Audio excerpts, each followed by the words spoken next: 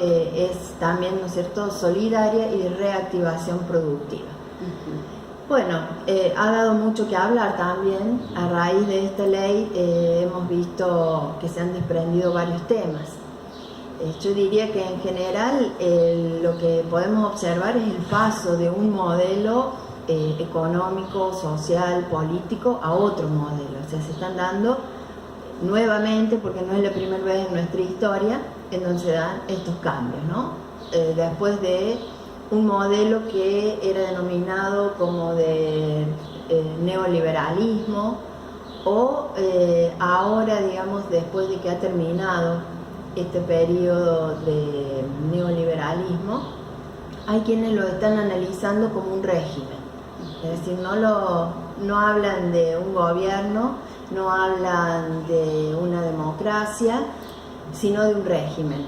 Y yo diría que probablemente quede también como régimen, en donde es un régimen oligarca, neoliberal, basado en la extracción de un solo recurso, que es la agricultura, el sector agropecuario, y que nos retrotrae a ese modelo de 1880 que era justamente el régimen oligárquico agroexportador, en donde se beneficia una élite, todo un sistema en donde se beneficia una élite.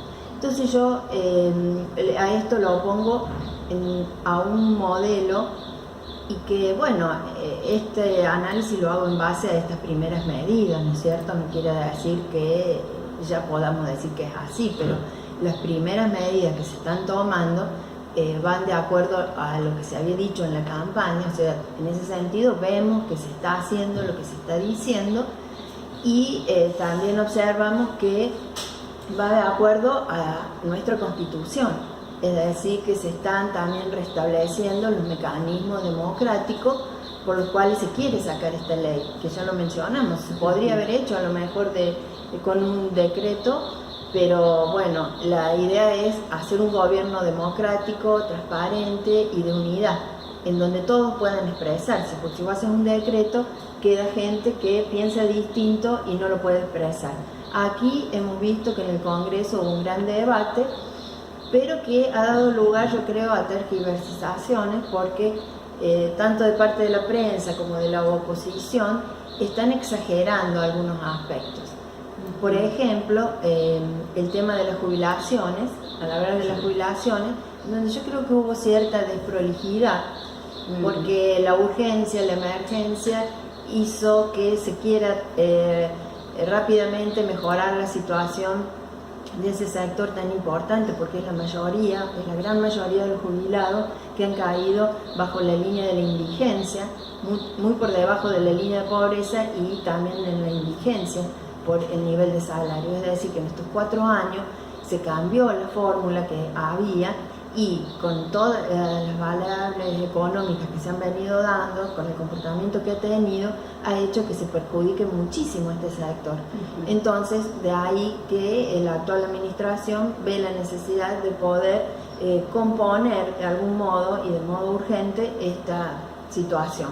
Por ello es que se lanza una ley para que sea sancionada rápidamente, se extiende para ello el periodo extraordinario, o sea, se trata de que funcionen todos los mecanismos de la democracia, que se debata, pero que también se asista urgente a este sector. Y bueno, en eso, y yo creo que la desprolijidad estuvo dada en que se pretendía terminar con las jubilaciones de privilegio, congelar los aumentos previstos, que son esas jubilaciones de jueces y diplomáticos específicamente, y que están entre 300 y 500 mil pesos de jubilación, y que según he escuchado ni siquiera son sustentables por sí mismos, es decir, que tienen que recurrir al sector de los más bajos para poder cumplir con estos aumentos de estas jubilaciones de privilegio. Todo tiene que ver con las promesas de campaña, ¿no? Con lo que se dijo que se iba a hacer, tal cual, con lo que se votó en definitiva, con lo que espera la mayoría. Pero bueno, de ahí que se empezó a hablar de un ajuste, porque se quería de algún modo congelar o limitar el aumento a estas jubilaciones de privilegio. eso disparó la idea de que se estaba haciendo un ajuste. Entonces aquí me gustaría aclarar también qué se entiende por ajuste, porque esto confunde. A mí hay gente que me ha dicho, pero no entendemos, entonces ahora de nuevo nos están haciendo ajustes. Y no es así, porque en definitiva el modelo que se pretende ahora con todas estas leyes es un modelo de redistribución progresista, es decir, se va a ir generando un equilibrio para terminar con esa brecha de los que más tienen y los que menos tienen, que sabemos que fue una brecha que se aumentó como un 23%, se aumentó muchísimo la desigualdad. Entonces, de esta forma, haciendo o generando algún recorte entre los que más tienen y aumentando los fondos destinados a los que menos tienen, se achica un poco esa brecha y se genera así una determinada justicia social que tiene que ver con lo fiscal y tiene que ver con, digamos, lo que se habló del pago a las jubilaciones, a los salarios más bajos y a las asignaciones universal por hijo y pensiones y algunas jubilaciones de discapacitados también. Entonces todo ese sector que realmente es donde se ha detectado que pasan hambre, que hay hambre, está siendo asistido rápidamente, y esto no es ajuste. La palabra ajuste o las políticas de ajuste han surgido en nuestro país y en otros países que dependían del Fondo Monetario Internacional, cuando este organismo te obligaba a hacer recortes en los gastos sociales. Es decir, nosotros hemos visto cómo se aprobaron presupuestos en donde se recortaban las partidas destinadas a educación, a salud, a seguridad, y de hecho hemos llegado hasta no tener vacunas, por ejemplo, porque se recortaban tanto que se veían muy afectadas, era muy grande el impacto en los servicios de salud pública, ¿no es cierto?, y de educación pública. Eso es un ajuste, el recorte. Pero cuando vos le estás recortando al que más tiene para beneficiar al que menos tiene, eso es hacer justicia, justicia social, justicia fiscal, justicia de redistribución económica. No es ajuste, está mal usada, mal empleada. Y vemos que hay medios que siguen queriendo generar grietas, generar confusión para llegar, digamos, en definitiva, al caos. Todavía siguen muy fuertes estos sectores, ¿no? Es como que no quieren contribuir a la unidad y hay gente que se confunde. Entonces yo creo que es importante aclarar eso. El ajuste es cuando en definitiva se hacen recortes que están destinados al pueblo, que son necesidades básicas de los ciudadanos, pero por políticas impuestas por el Fondo Monetario o por otro organismo se recortan y se ve afectada la calidad de la educación, la calidad del bienestar de la ciudadanía, de la población. En cambio, cuando vos haces un recorte para generar un equilibrio, para que haya menos desigualdad, allí estás cumpliendo con lo que se establece en la Constitución, porque nuestra Constitución ordena a que tengamos una vivienda digna, a que tengamos salud, a que tengamos educación. Entonces se está cumpliendo con la Constitución. Entonces por eso digo que es un cambio de modelo, porque ese es el parámetro. Cumplir con la Constitución, cumplir con los mecanismos establecidos, porque anteriormente las medidas que se adoptaron, las políticas que más afectaron, que más impactaron en la calidad de vida de los ciudadanos, se tomaron por decreto, como fueron los tarifazos y como fue la deuda. Entonces ahora se está tratando de volver a un modelo en donde se sigue lo que dicta la Constitución, lo que dictan las leyes, y guiado por el bien común, guiado por el bienestar de la mayoría. Para esto, desde el punto de vista económico, no se está haciendo más que cumplir con las leyes, digamos, que establecen y que se estudian en economía, en donde cuando vos tenés un ciclo recesivo, cuando estás atravesando una etapa recesiva de la economía, tenés que justamente aumentar los gastos, el Estado tiene que intervenir aumentando el gasto y disminuyendo los impuestos. De ese modo va regularizando el mercado y va permitiendo el otro objetivo que persigue la ley de emergencia, que es la reactivación de la economía, porque el motor de la economía solamente se puede reactivar si hay una mayor demanda, si hay un mayor consumo de bienes. Hay quienes dicen, ¿quién va a invertir en el país? No van a llegar las inversiones. O sea, esto es una falacia terrible, hablar de inversión como un tema así en abstracto, porque la inversión, como en la mayoría de las variables económicas, las tenés que hablar en concreto. ¿Quién va a invertir? ¿Para qué va a invertir? ¿En qué va a invertir? ¿Cuándo se va a invertir? Así se habla en economía. Entonces vos no podés decir, acá lo que falta son inversiones, volvemos a la política del gasto. No, eso no es así. Y recordemos que tenemos más del 40%, casi la mitad de todo nuestro, parque industrial, de toda nuestra capacidad productiva obsoleta. Lo que hay que hacer es generar un consumo que es un incremento marginal en el consumo, y en estos sectores en donde la propensión marginal a consumir es mayor, que son los sectores más bajos, que tienen un consumo retraído, que no han podido consumir y que ahora entonces con una pequeña inyección de dinero en definitiva se ve que aumenta el consumo. Fíjate que a quienes dicen que no había hambre, que puede ser, digamos, lo que decíamos, una severa deficiencia en la calidad alimentaria, una severa deficiencia que en definitiva es hambre, está demostrado por el hecho de que hace unos días se repartieron las primeras tarjetas para la compra, o sea, para el consumo de alimentos solamente, y eso no hizo, por ejemplo, que aumenten un mínimo las compras de Navidad, o sea, en indumentaria, juguetes. No, solamente fue dedicado a eso y no hubo otro consumo, porque si vos te dan para alimentos, podés destinar algo más de lo que tenías para la compra de otra cosa. Eso no se dio. Entonces había una necesidad del consumo de alimentos y no había otros medios para hacerlo. Así que en ese sentido vemos que la política ha sido acertada. No hay ajuste, lo que hay es esta redistribución equitativa, y estamos en un proceso recesivo en donde hay que poner una inyección de dinero para que se reactive el motor de la economía, que se puede reactivar porque tenemos esta ventaja de que hay una industria que está parada y que necesita salir urgente a buscar empleo, retomar el empleo que quizás ya tenía, para activar, y bueno, en la medida de que vaya surgiendo la demanda, paralelamente se irá reactivando con estas maquinarias, esta industria que está ahora obsoleta porque no tiene demanda. Un tema que nos había quedado pendiente era esto de las dietas, y bueno, hay varios proyectos hoy también impulsados, algunos desde la oposición, no desde el oficialismo, donde se habla del congelamiento de las dietas. Algunos hablan también de estos 180 días, por ejemplo, uno de los que ha ingresado en el día de ayer, pero hablamos de, por ejemplo, el diputado Wolf, que hace referencia a un periodo mayor, quizás, o sea, por todo el año, por lo menos, para todo el 2020.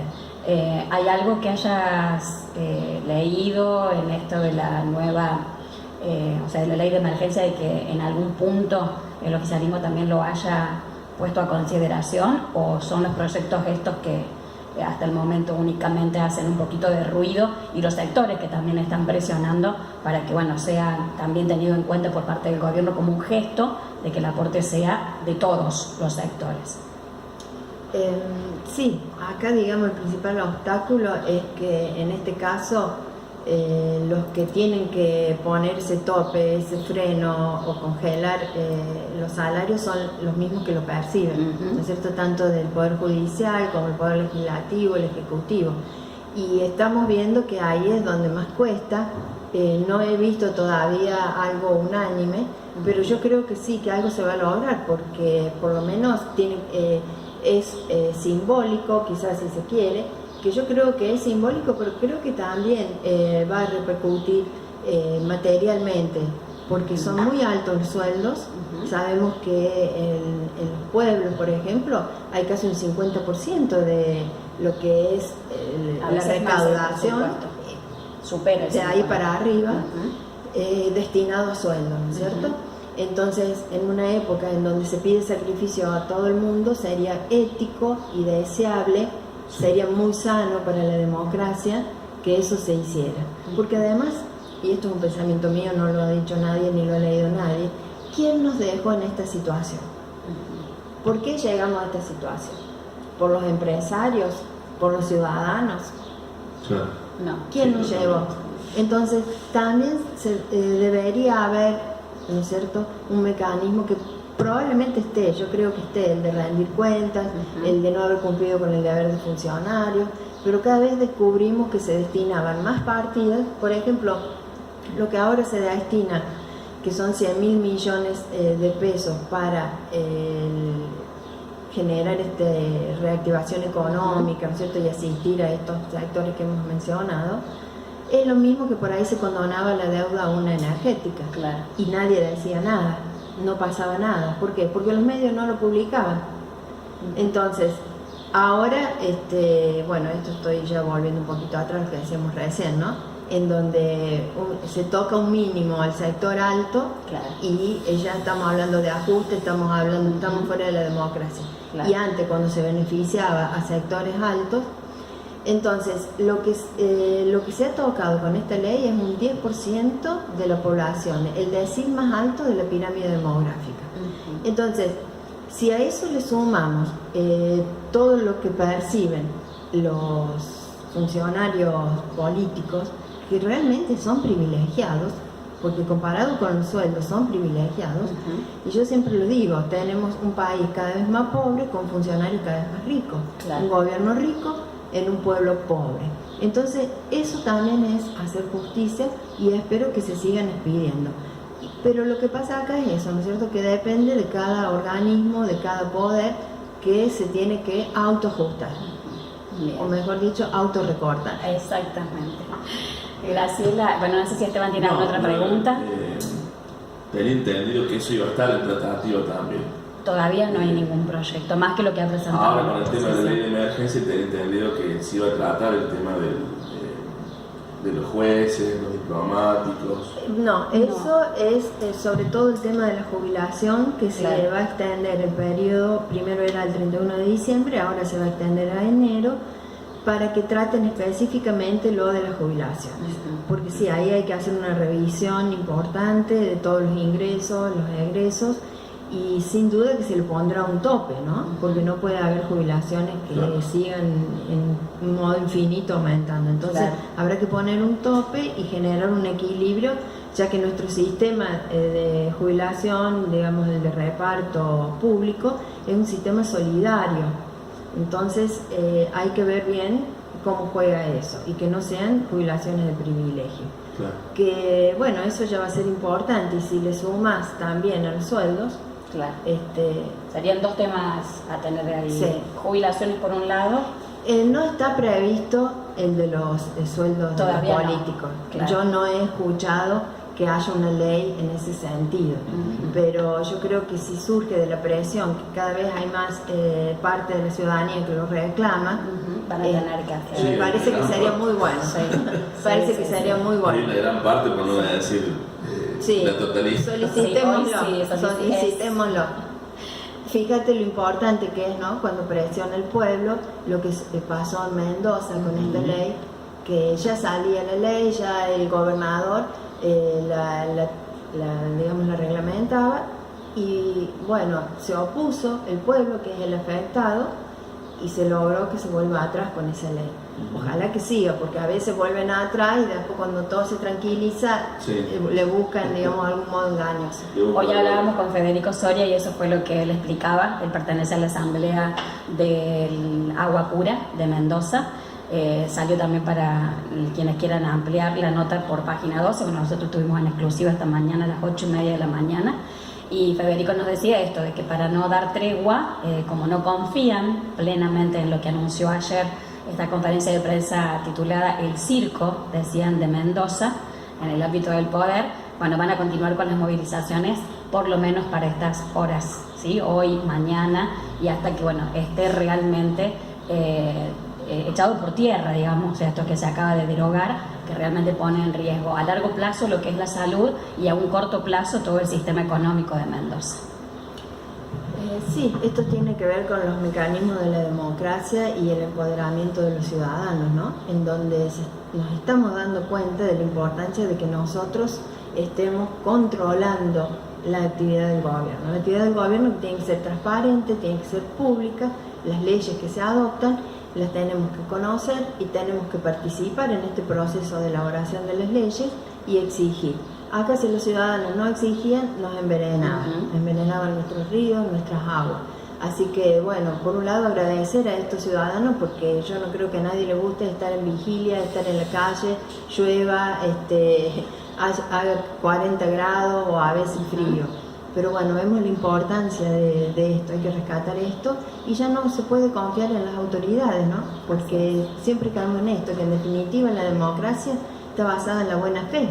Vos votás a alguien, crees en su palabra, en su promesa y después está la buena fe de que cumpla, porque es como que después nada le impide no cumplir. Una vez que tiene el poder político, tiene el poder económico y tiene hasta incluso el poder de las armas, de la fuerza, que también vemos que en muchos lugares se la emplea, para ir en definitiva con leyes y medidas que son en contra del pueblo, que se llega a emplear las armas, porque se está haciendo acá. Entonces, tratemos de ir frenando esto de a poco y controlando cada medida que se hace, porque no podemos sentarnos y confiar en lo que dicen nuestros políticos. Desgraciadamente, o sea, por un lado, desgraciadamente, pero por otro lado, esto tiene que ver con la madurez política, con la madurez de la democracia, que ya estamos encaminados a los 40 años, en donde nosotros antes le creíamos a los políticos. Yo creo que esta fue la diferencia del neoliberalismo de los 90 con el actual. Claro. Por eso este duró 4 años y el otro se extendió casi 10 años, porque uno creía en las palabras. Ahora ya no le creemos, hay que ver las leyes, qué dicen las leyes, qué dicen los actos. Bueno, estamos cerrando el año, no sé si por ahí amerita alguna conclusión especial, algún mensaje especial. Creo que bueno, a nivel nacional todavía vacaciones nada ha dicho el presidente, o por lo menos la gestión ha hablado, ¿no?, de que se va a tomar vacaciones. Todo lo contrario, esto puede haber extraordinarias para seguir acomodando algunos asuntos en cuanto a normativas que quedan. Me preocupa, por ejemplo, hoy los movimientos también con respecto a esta comisión del hambre. No me cuesta hasta llamarla de esa manera, pero esta comisión que se ha conformado, bueno, saber hacia dónde va a apuntar, cómo va a trabajar. Esto de la ley ha sido el primer paso, pero creo que hay mucho más. Por ejemplo, el CONICET hoy acaba de publicar de que han hecho un estudio donde se han alimentado con los productos de la canasta básica y ya tienen los primeros resultados, o sea, de la pérdida de peso, la mala calidad de alimentación y cómo afecta además también en lo anímico y lo psicológico. Creo que esto va a ser también un punto a tener en cuenta. Sí, yo creo que es una Navidad y un fin de año cargado más que nada de esperanza que se alimenta de ver que se está haciendo lo que se dice. Entonces, más que nada y eso, porque todavía no sentimos el impacto de las medidas, pero yo escucho hablar a jubilados que están contentos porque van a disponer a lo mejor de 5.000 pesos más, pero ya eso es como restituirle la dignidad más que nada, ¿no? De sentir que pueden hacer algo. Sí. Y bueno, lo mismo con los remedios, genera cierto bienestar y en definitiva que es lo que cualquier buen cristiano tendría que hacer, ¿no? Es darle dignidad. Y lo mismo con muchas familias, ¿no? Que he visto que se han entrevistado a familias en Concordia, en donde son grupos numerosos, 7 personas, vivían de changas, que no les alcanzaba para comer, y como ya con esa tarjeta, el otro día veía que una nena iba al supermercado y pedía comprar cocoa, quería leche chocolatada, flaquita, pobrecito, con los ojitos salientes, te daba cosa verla. Y bueno, y vivían de que la madre hacía empanada y a lo mejor juntaba 600 pesos a la semana. Claro. O sea, más que pan y agua no podés comer con eso. Así que es una realidad muy triste, que creo que esta ha sido una de las Navidades y uno de los fines de año con mayor esperanza y de mayor tener fe en que va a cambiar, ¿no? Esta situación. Aprovecho, bueno, para algo que Esteban también nos decía, hoy ya se está cobrando el bono. ¿Quiere usted más o menos contarnos al respecto para cerrar? Bueno, es lo más real. Es lo más real eso. Estaba viendo publicaciones que decían que estaba lleno el banco. Bueno, claro. No es tan así en nuestra ciudad, por lo menos. Bien, y porque muchos se manejan con cajero. Claro. Claro que sí. Así que sí, hoy cobran los jubilados. Hay una sola fecha para todos. Sí. Jubilados y para AUH también. Sí. Hoy, o sea, una sola fecha porque hoy ya está depositado. Después cuando vos lo quieras retirar, digamos, ya está en la cuenta. Esta noche lo retiras cuando vos quieras lo del cajero. Sí. Si no se queda sin plata el cajero. Pero sí, los jubilados están cobrando los primeros 5.000 pesos. Después, el mes que viene, cobran los otros 5.000 pesos y la UH está cobrando 2.000 pesos. 2.000 pesos, Esta es la fecha para todos. Sí, que es también proporcional, ¿no? El que cobra 14.000 pesos, el tope es de 19, por lo menos elevar el mínimo a 19. Sí. Exactamente. Totalmente. Bueno, muchísimas gracias. Gracias a ustedes y bueno, que pasen una muy feliz Nochevieja y un nuevo año, ¿no? Nos reencontraremos aquí ayudando a la ciudadanía a controlar esto de los actos de gobierno, ¿no? Que es lo que en definitiva nos da más esperanza.